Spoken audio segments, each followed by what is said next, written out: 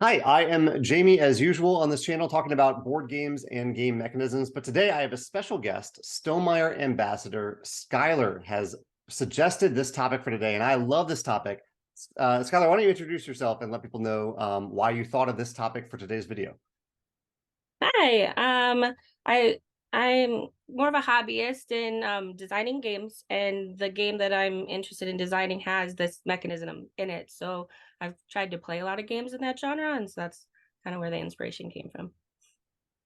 Well, yeah, I did a video a couple years ago about event systems in games, and I haven't done one in a while. And so I reached out to Stonemaier Ambassadors and I said, are there any mechanisms or topics or genres of games that you think I should revisit and maybe revisit with you? And that's why Skylar is here today.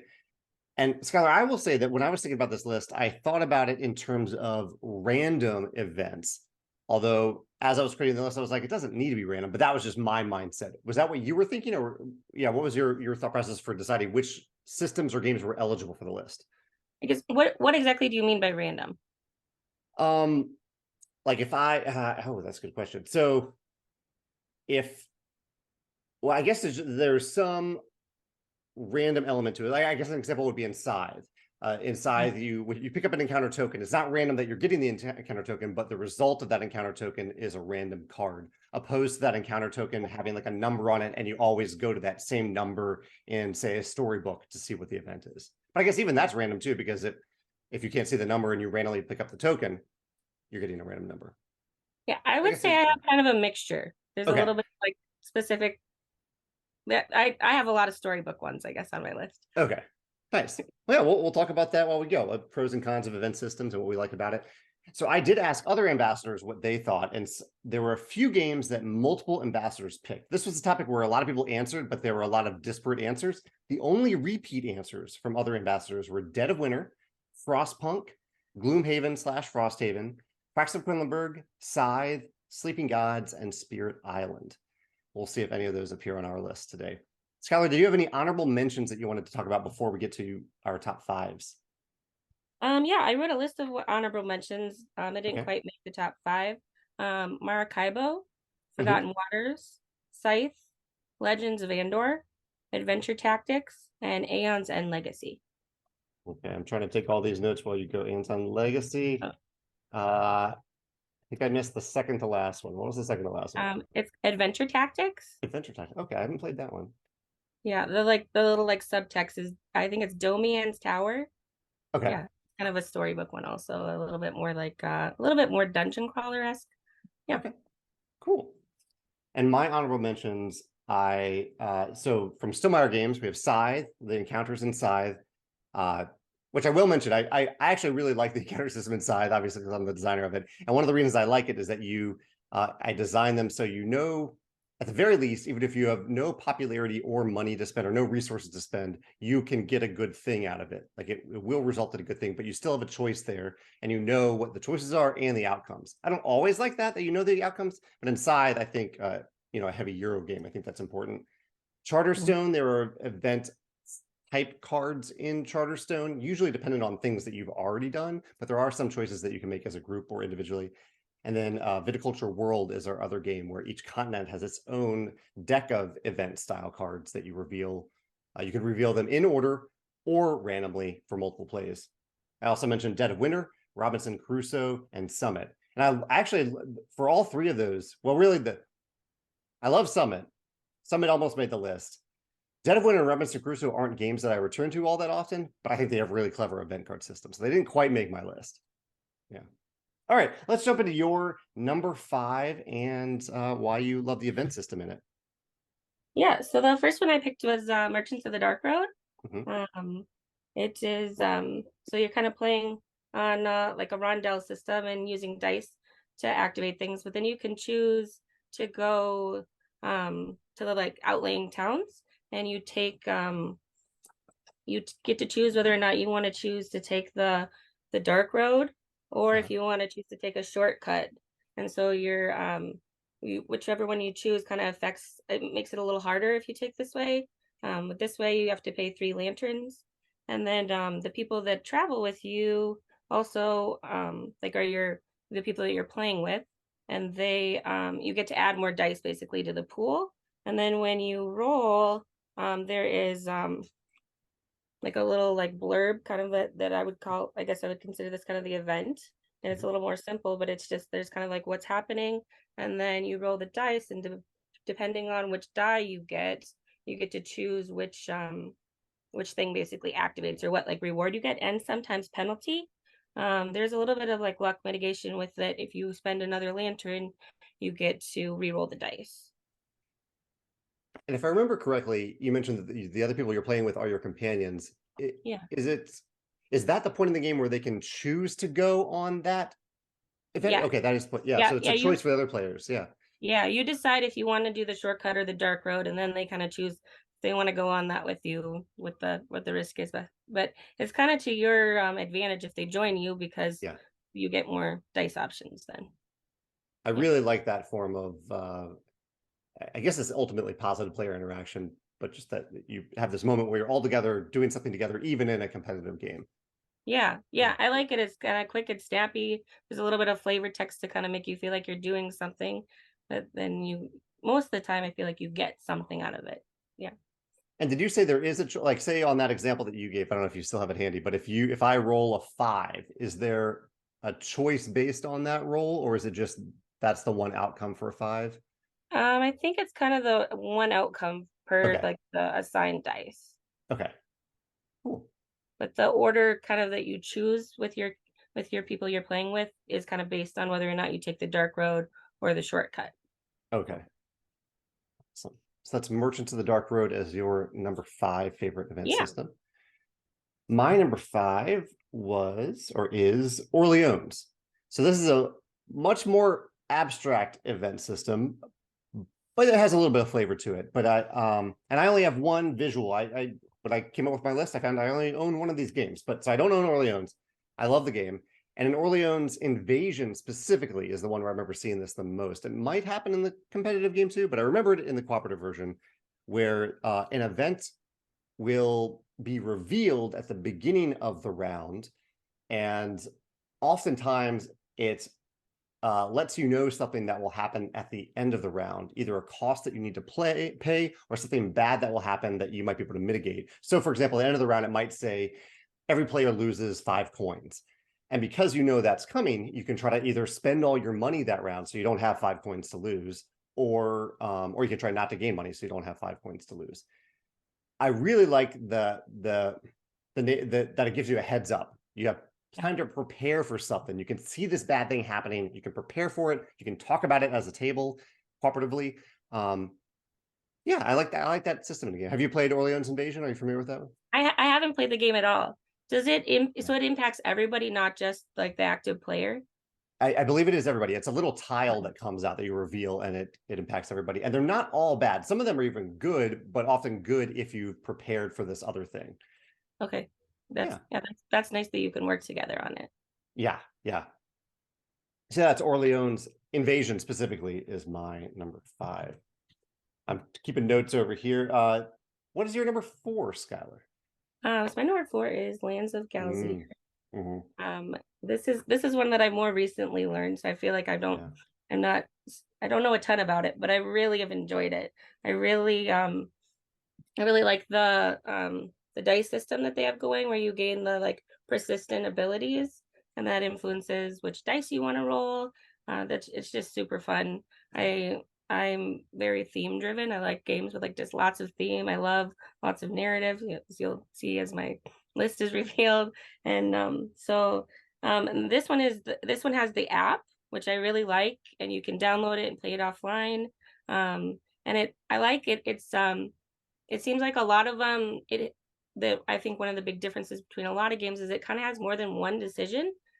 Oftentimes you kind of like builds on each other and keeps it just feels good to have that, like, oh, I made this choice, now this happens, then I get to make another choice. It's not just kind of like a one and done. I also really like the system of the dice, that you it kind of tells you if it's easy or if it's hard. You kind of know what you want to try and what you're feeling up to. Kind of, I think a lot of it's based on if you're proficient in those categories that you're trying to test for. It equals a lot of fun.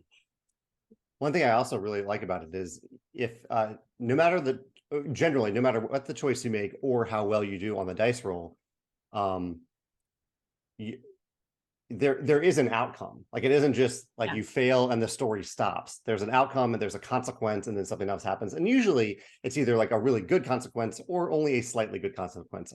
I haven't seen many like just outright bad consequences that happen. Yeah, I haven't come across any yet. But yeah, Yeah. yeah, and it's just so easy to get back to the table. Mm-hmm. Just stick it in the box and you can have it back out and playing in a few minutes. It's great. Yeah, the initial setup for the very first game, you have to go through a number of cards to set up. But after, you're right. After that, super easy. Yeah. Yep. And it also does, if I can throw one other thing in there, one other thing I thought that was really cool is it has some cards that impact the world. Like when you do set up the game, you'll put card number 9 in position number 9 on the board. And Yeah. that represents what that area of the game looks like. And based on something that maybe Skyler did 2 games ago, yeah, here we go. So based on something that Skyler may have done a couple games ago, she may have built a farmhouse on one of these locations, and that would swap out the old location card with the new location card, which is still just as easy to set up during the game. But you can then look back and be like, oh yeah, I remember when I built that farmhouse. I could actually go to that farmhouse now and do other things that I wouldn't have been able to do. Really Hmm. cool system. Yeah. Yeah. And just the open worldness of it, being able to Mhm. go where you want and do what you want, be able Yeah. to accomplish quests, but kind of when you want to. Yeah, it feels good. That's a great pick. I didn't think of that one for my list, but I should have. Lands of Galzyr. Yeah. So that's Skylar's number 4, Lands of Galzyr. My number 4 is Outer Rim, Star Wars Outer Rim specifically. I'm curious to see if this one shows up on your list. So I think you've mentioned this one to me in the past. Actually, now I'm guessing it will since you didn't mention in your honorable mentions. Um, I've only played this game once, and there's a lot going on, a lot of different decks of cards. But the real highlight for me was how the event system worked. Many of them were kind of mission slash events, but they were missions like telling me to go to a certain place, and then once I got there, I got to either read more of that card or get another type of card and read through a series of things that are happening to me. And they kind of hit these nice story beats as you're going. Like you get to a locked door, do this, try to do a quick roll. Then you get past the locked door and you need to get past a guard. And you need to do this one other thing. And within a single text of a card, it tells like a full chapter of a Star Wars story. That I thought was great. Maybe the only downside is that I definitely had some times where I got to the very end of the card. Maybe I pushed my luck a little bit too much, which was on me, but I got to the very end and I just didn't have enough gas left in the tank, and I ended up getting nothing after going through so many different steps, which is maybe a little bit of a letdown sometimes, but even that adds to the story in the end. Like Yeah. I did all these things and I didn't get the MacGuffin or whatever it was. So Hmm. But Star Wars Outer it Rim, does yeah. kind of, I'm sorry, I meant to interrupt Go you. ahead. It Yeah, does kind of have like, so like this is like an here we example. go. So it kind of has on like the job Yeah, that like kind of the things that will be tested. So this one kind of has everything. So I like yeah, that it kind of warns you what might be tested so you can kind of prepare for it. But totally. you're right. You don't necessarily always have all of them, and sometimes you fail. But it's still Yeah, fun trying to do it. I like the like pushing your luck and seeing how many hits you can get, and it's very fun. I do too. I think even on some of the cards, there were opportunities for me to stop and maybe take a smaller benefit versus pushing a little bit harder and getting the thing I really, really wanted. That I really like. I like that choice. Do I want to keep going or do I want to get the small thing now? Yeah, for sure. Because sometimes you feel you have so much damage on your ship, you feel like, Yeah. oh, I don't think I'm gonna make it. Yeah. Yeah. Yeah, for So sure. yeah, great storytelling in Star Wars Outer Rim. That's my number 4. Yeah, so Your number 3. Yeah. my number 3 is Star Wars Outer Rim. Okay, there we go. Okay. I want to Yeah, hear your thoughts on it. yeah, I kind of the same things. I really enjoy it. So Star Wars Outer Rim kind of for me was I feel like I've heard you mention something like this before. Like you started working on a game and then you find a game that it like basically does all the things you were trying to do, and then Uh, you're like, oh, all right, guess I don't need to work on that anymore. yeah. This does it. So that was a little bit of a similar feeling. Like it's a totally different theme than I was going for, but it had a ton of the same mechanisms. Mhm. But it was just a delight to find and be like, look at all this, and it works better than what I was doing, and this is a great solution. And so that felt wonderful to play it. And I grew up with Star Wars. I have a brother named Luke, so you can tell Okay. I grew up with Uh, Star Wars. And so, but yes, I really enjoy it. I really like. I like that you have an encounter every turn. So even if you're not on a planet, it has some kind of encounter going on for like the different nav points. I like that I like the pick up and deliver mechanism as you're going to um you're delivering cargo or you're finding like certain people. I think that really feels good with the IP, because if you're Hmm. familiar with Star Wars, it feels, oh, I found Leia, or it's really Right. fun to like find the actual characters. But yeah, And super as I fun. recall, we were talking about randomness earlier. I think there are some cards in Star Wars Outer Rim that say like at some point in the card it says go get card 13, but there Yeah, are multiples of cards 13. Is that right? Are yeah. there some that there are multiples of? There's some, yeah, for sure. Yeah. And there's actually, they put out an expansion that I think a lot of people kind of consider like really, really helpful to the game. And it adds a few more of most of the cards, which I feel like adds a lot of really good diversity.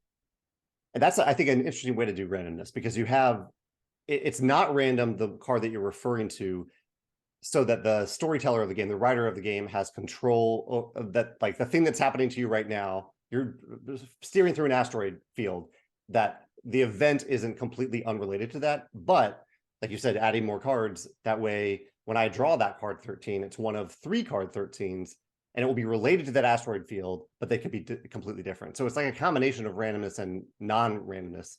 I thought that was really cool. Yeah, yeah, for sure. Yeah, I agree.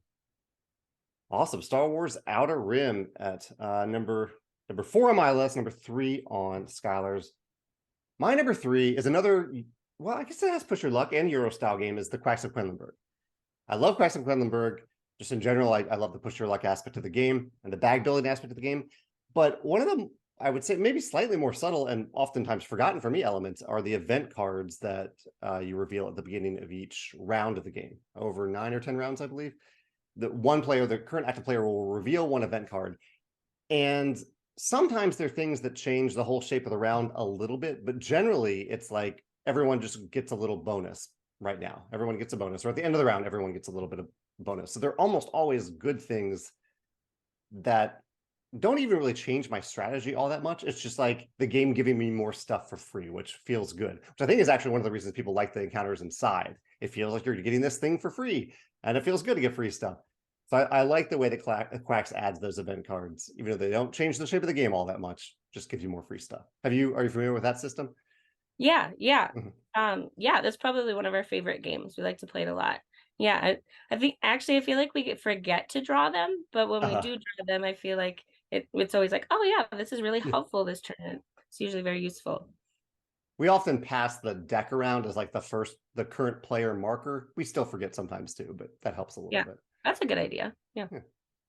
So yeah, that was Quacks at number 3 for me. What's your number 2? So this game, it's this big old guy here. Uh-huh. So I actually played like the original Clank and didn't like it. Mm. I think I need to revisit it because I haven't played it for a long time. I think the first time I played, like someone ran down and got an artifact and like got out really quick, and I Uh, feel like I was just kind of like, what just happened? So uh-huh. I feel like I need to try it again. But so we tried playing Clank Legacy, and we're actually not quite all the way through it, but we have just loved it. It's so much fun. Um, the just the humor in it, the writing style in it. It has um this big old book of secrets here, which Mm. is just full of so much humor and so much fun. We've really enjoyed it. I feel like it feels to me like there's a lot of events in it, because even just something like when you there's so it's a deck building game and there's like a river of cards, and when new cards are flipped over, some of them are random like events like this Mhm. that just happen. And then there's also just some cards that have, I can't find it now. Oh, just like the dragon symbol showing up. And when that happens, you draw a clank, which I feel like that feels very like kind of an event to me. And then it also has the Book of Secrets. So I feel like it has, at least in my opinion, a lot of things that feel like there are these events happening to you or being triggered by the game. Um, and then it has kind of like some of the other games. It kind of has like missions or things you're like trying to accomplish while you're playing. And then a lot of that is how you're triggering the Book of Secrets, or just landing on like specific spaces that that trigger the stories. Yeah. Have you played it, Jamey? Well, my number 2 is Clank Legacy too. There we That's go. the one I have here. So yeah, I have played all the way through it. And I love that you mentioned the ranging from like the abstract nature of the dragon all the way up to the fully written narrative of the storybook and in between the event cards. Because I was just thinking of those event cards, but you're right, all those things feel like events and are events. I'm glad you mentioned all three. Yeah. But my favorite thing about it are those event cards in the middle, specifically how they organically come up in the deck. Like it isn't a separate deck of event cards that you need to say, like, remember after every turn, you need to draw an event card, or like, the game isn't asking you to remember anything. And I really appreciate that in games, especially games that have a lot of stuff going on. Mm-hmm. Instead, when you draw that event card, you show those green event cards a second ago, they just show up in the card row, and that is your signal to do that event. When I first saw that, I was like, that is brilliant. Like, I don't have to remember anything else. It's just right there telling me to do the event. And usually they're fun and they add to the story of the game too. Yeah. Just silly fun humor. Yeah, for sure. So yeah, Clank Legacy, I guess for both of us, that is our number 2. We'll see if we share number 1. I picked I picked an eclectic one here. What's your number 1? So my number 1, so I don't have is Near and Far. So this one is really near and dear to me. This is what got me interested in just designing as a hobby, just for fun. I just love it. It is just so fun. I love that you can just get it out and just play like a random map, but you can also dive into like the story mode or the campaign mode. I really love so it's mostly like worker placement at the top. As you're placing your person around and mostly gathering gear. You can get a kiwi or a turtle to like carry your stuff. You can fight duels. I mean, you can go mine jewels and coins. It's just fun. And then you can decide to go exploring. So then it just has the like storybook map. And like this, I had never seen something like this before when I played this game the first time. And so this was just so like fun to go and like see what you're exploring. You get to the quest and you get to read these stories that are not quite as silly as Clank Legacy, but still just fun, and to see what happens. And I feel like the very first one in the tutorial is just this like zany guy, like he's trying to sell you a bunch of random junk he has, but he thinks it's treasure. And so it's just fun. You get to see what you can do, and I just really enjoy it. I like the system of the book. So it also has the big story book that you're going to be reading from. And I love we've more recently just started playing the like story mode. And so you actually have like an actual character, and so you're reading entries that are like for your specific character.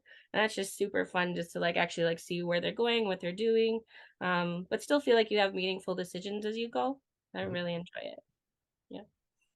So I didn't think about that style of game for my list, because I was thinking more around event cards and tiles, more the random system. But I love Near and Far. I love Sleeping Gods too, which feels a little bit like a follow-up to Near and Far. Have you played Sleeping Gods? I haven't played it yet.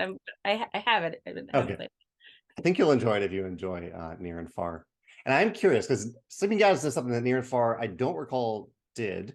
And this is related to the amount of text. So there's a fair amount of text. It's really well written, in my opinion, oftentimes by Ryan's wife, Marjorie.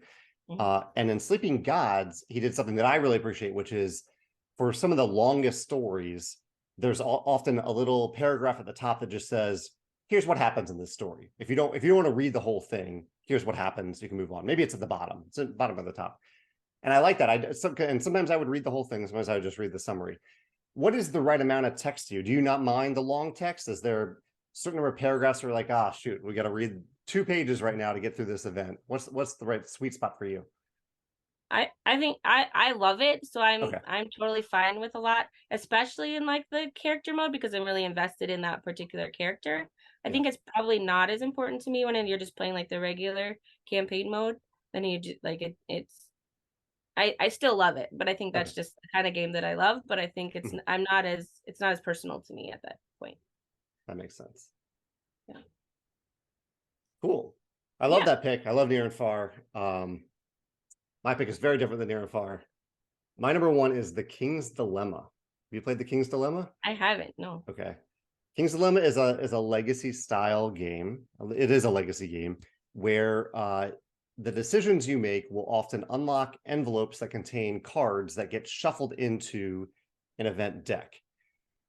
And there are multiple layers of the system that I really enjoy. One is that the events themselves, like the whole game is event cards. The game is event card, the game with voting. So you'll have a card come up and it'll give you two choices. And the meat of the game is after you see those choices, all players vote and try to influence each other during the vote to decide which of those things to choose. You're choosing together, you're voting together on these things because you're kind of steering the king's decision. And whichever side gets more votes determines which path you're going to take. And the paths have huge consequences because they can lead you down completely different story paths. You might go on a completely different story path than our group went on. And then also added to the idea that the event cards you're unlocking these event cards that are being shuffled into a deck. And so even though I know that I have I don't know, created a world where the trees walk around on their roots, and I've unlocked a pack of cards related to that, that might not actually show up for in that game or in the next session or even the next one. It might show up sometime as we go through that deck, but it might not show up right away, or it might show up immediately. Like this choice that we made might impact us immediately. It's such a cool system that I've really enjoyed playing through. And I think it would work even in a non-legacy game, because even though you're unlocking cards, you're not marking up those cards, you're just shuffling them in. So you could undo that later on if you wanted to unpackage the game or repackage it. Are you curious about it? Have you heard many good things about King's Dilemma? Yeah, I really want to try it. I just need to find the right group of people. I just love like political intrigue. Like we've been watching Designated Survivor on Netflix. I don't know, I just love it, but I just need to find like a group of people that's interested in diving into it because I think it would be a blast. I think the group dynamic, they're finding the right group dynamic really helps. And I don't think it plays it too, unfortunately. I play a lot of campaign games just with Megan. This one you can't play with two. I think you have to have at least three and ideally 4 or 5. Okay. Yeah. Makes sense. That's the King's Dilemma, my number 1. Yeah, those are our lists. Anything, I know you have some other questions that we're going to talk about for a minute, but is there anything else about event or encounter systems you wanted to mention that you've been processing as you've been working on your designs? I don't think so. No, that was really fun though. It's fun to have a couple crossovers and a good group of games. Absolutely. So yeah, you have some other questions. Let's talk about those for a minute. Yeah. So my first question is, what are some design resources that you consistently use?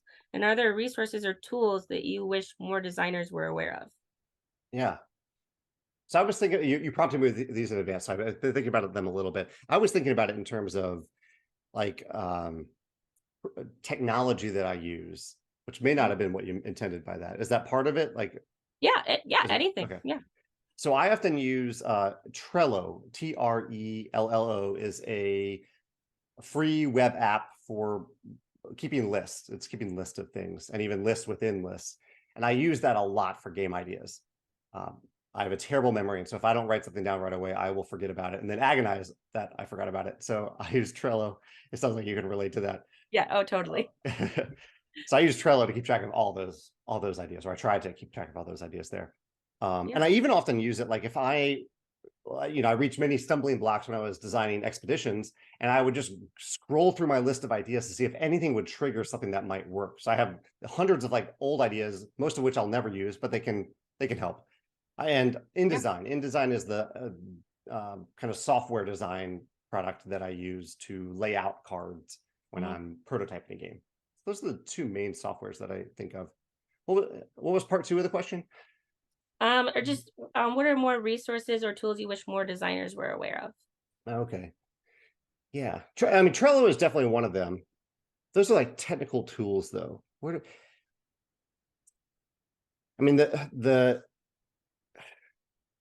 main resource that I use really, I mean, a lot of as I'm processing game design, as I'm thinking about game design, I read a lot, I watch a lot of videos, and I listen to a lot of podcasts. And so I don't have like a specific one to mention, but if anyone does want to see like the types of things that I listen to, I list them all. I list many of my favorites on our annual charity auction page. Maybe I'll try to remember to link to that in the description below, because we feature 10 different content creators that I love every year, and they're always different. So I think by now we've listed at least 100 of them that you can. It's just great content, just people that I enjoy talking about games, and hearing other people talk about games helps me process game design stuff that I'm working out and then I'm going through. So that I always find that to be really helpful. Yeah, for sure. Yeah. If you don't mind, wouldn't mind piggybacking on that question. Oh yeah, I loved it. Yeah. There's so one thing that's really helped me, and I'm again very much a novice, but there's a Discord channel called Tabletop Design Partnership. And it's really cool. At the first day of the month, the person that runs it, his name is Luke Clev, and he just matches you with a partner for the month, and you just kind of have an agreement to spend at least 1 hour a week, like meeting together. And it's great. I mean, usually you just do video chat because there's different time zones and stuff, but just accountability wise, like that has been so great for me. Just I actually haven't participated in a little bit now just because of life, but the accountability of it, and then bouncing ideas off each other, seeing what other it's invigorating because you're seeing what other people are doing, and it's I would just recommend that if anybody is interested in something like that. Can you send me, if it's an open invite link, could you send me that link and I can put it in the description? And if not, we can talk about maybe how, where did you find out about it? Where can people go to it? So I think someone was just talking about it on the Board Game Design Lab Facebook page. I will attempt to send you a link. Okay. And even the Board Game Design Lab, I think that's a great community, Yeah. great resource. Gabe does a great job fostering community there. For sure. Yeah. Okay, and my second question is, have your thoughts at event cards changed? I think you kind of used to not be a fan. Is that still true? I think that's a great question. And I'm curious about your answer about this too. How you've evolved over the years with this. So I used to view event cards as being maybe overly random. Like it's a random thing that you get that you need to remember to get, and then there's a random outcome that you have no control over. And that was a limited way for me to think about event systems, because like we've talked about today, there's so many different event systems that give you a variety of decisions and agency along the way while still adding some unexpected stuff that can tell stories. And so it definitely has evolved over the years. And I think that started with Robinson Crusoe. When I played Robinson Crusoe and I saw the event system, very briefly for anyone who hasn't heard of it, or that system, it's like you draw a card and that card will say something like, you encounter a hornet's nest. What do you do? Do you deal with the hornet's nest now and probably take some damage, or do you just let it be? You let it be. And then if you let it be, you put that card back in the deck and it can show up later. And if it does show up later, it's much worse. Like the hornets have grown into a whole colony and they fully attack you. So I like that had consequences based on a choice that you can make, even though both things were kind of bad. And the outcomes were bad for you because that's the style of game Robinson Crusoe is. But yes, my thinking of it has evolved quite a bit. Do you remember like one of your first exposures to event systems and how that shaped how you think about them? I think I'm similar. I feel like there was a span of time where just negative event cards were more common. Like I think of like Atlantis Rising. You turn over a card. I think they're misfortune cards. Like it just doesn't feel like it's integral to the game, but it just doesn't feel good. So I think like that genre is not my happy place, but for some people it is. So, but I think event cards where you're getting rewards, like the ones in Scythe, you're always getting something good. I think that feels good. Yeah. Nice. Okay, number 3. What game would you love to see a campaign version of? Oh no. I hear my cat making a very sad sound.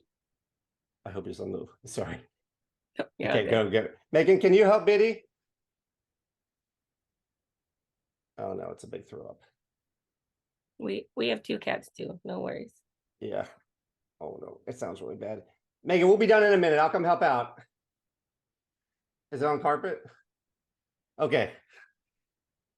It's on the wood floor. He had a big throw up. I think he was a little anxious. Oh, okay. Game that I would like to see a campaign version of.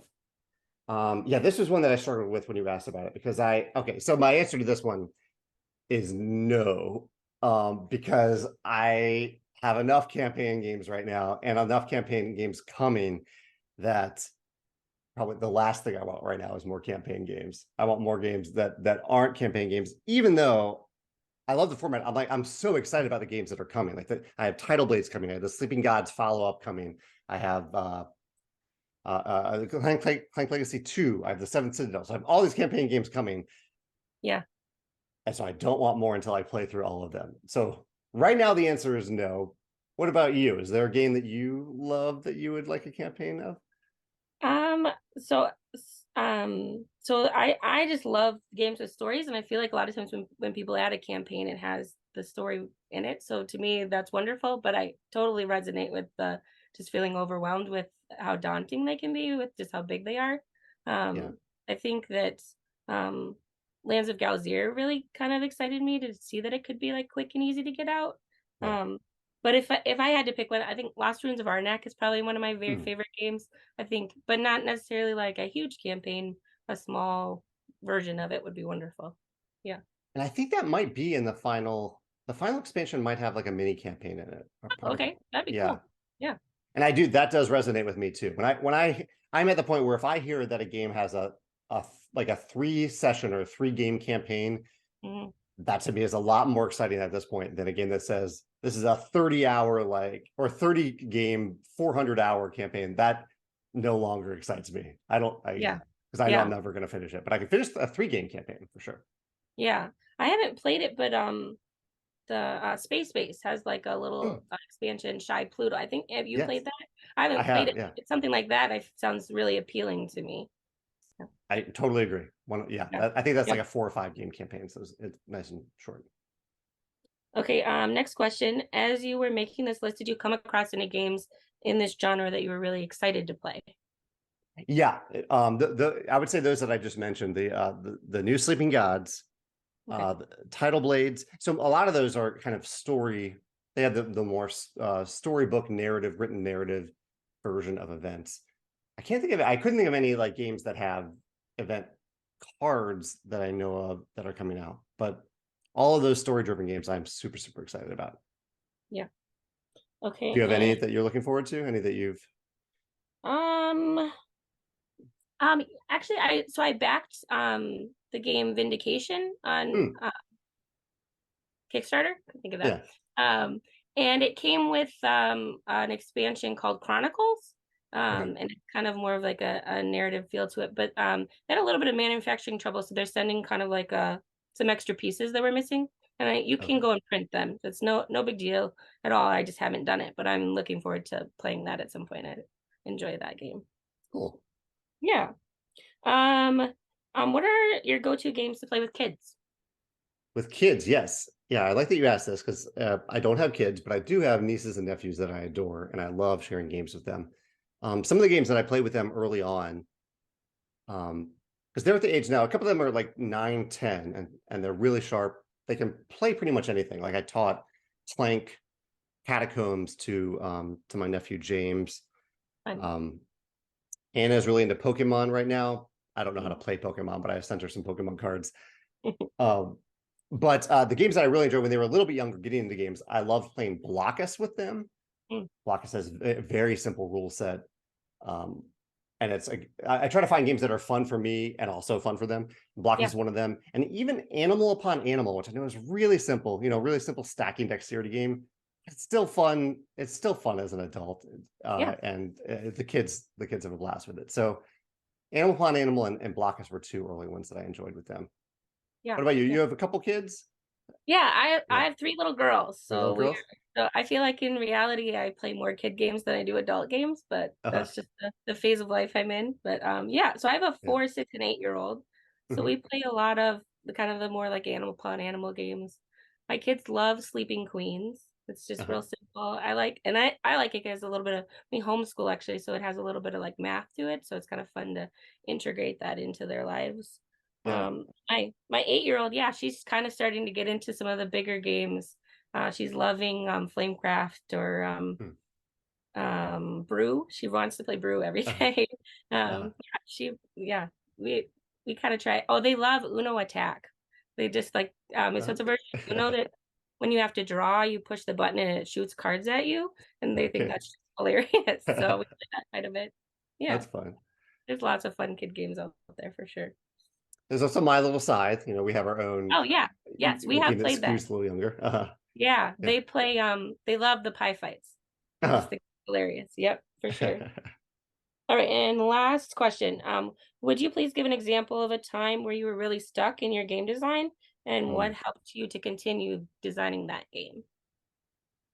So yeah, I get stuck. I get stuck all the time, and with expeditions, I got stuck a lot because I found it a much harder challenge than I thought to design a sequel to Scythe that felt like Scythe, but also felt like its own thing.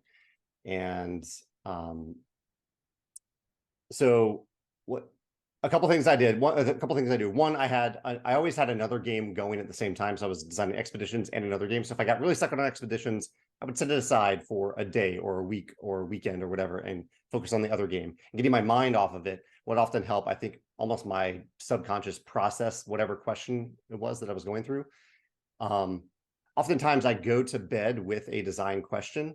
Well, not go to bed. I'll brush my teeth at night while thinking about a design question. So I'll leave behind my computer and I'll have this question like, what am I going to do? And I can process that.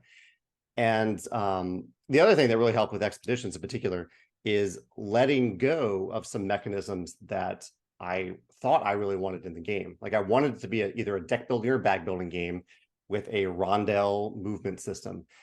And I kept trying to get those mechanisms to work because I really like those mechanisms in games. I wanted to design a game with them and they just did not work. All right. I couldn't get them to work.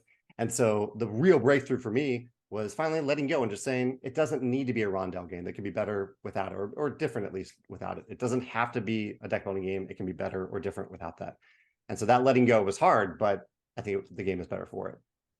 Have you encountered that in any of your designs? Any tricks or tips for designers who might have reached a barrier or a roadblock? I guess I feel like real similar. I tend to put way too much into it. Like I like Mhm. complex games, and so to Mhm. me it sounds fun to have all of these things, but I tend to put way too much in there, and then I try to explain it to someone else, and they get this look like what, and just realizing that like no, this is too much, even though it makes sense to me, and so I feel like I'm just constantly like taking things out, and trying to make it because I feel like in reality, my favorite games are the ones that just have this elegant simplicity where you like, I think you recently played Honga. Like Yeah, that simplicity of just like all you do is play that yeah. tile and turn it a certain way. And but there's so much like going into it, even though it's that simple. Like that's Mhm. my favorite kind of game. So that's the kind of game I want to create. So I don't need all these like 20 extra mechanisms like making everybody crazy. So I like that. The almost the humility to cut all of your great ideas down to something that is intuitive and streamlined. You can always add that stuff back in too. After you've cut out like 90% of it, you can always yeah, pull back that one thing that you're like, oh, the game is now missing this thing that I pulled out. Let's put that back in. And it can shine that way. I've definitely had that happen. yeah, Yeah. yeah. Yeah. I love these questions, Skylar. Thank you so much for thinking of them and taking the time to compose these lists. I really Yeah, this appreciate was it. wonderful. Thank you so much. It was very Yeah. nice to meet you. And for anyone who's watching this, if you have any favorite event or encounter systems and games that you really enjoy, either games that we've mentioned or games that we haven't, feel free to describe them in the comments and what you love about them. And I'd love to hear your thoughts. All right. Thanks. Thank you.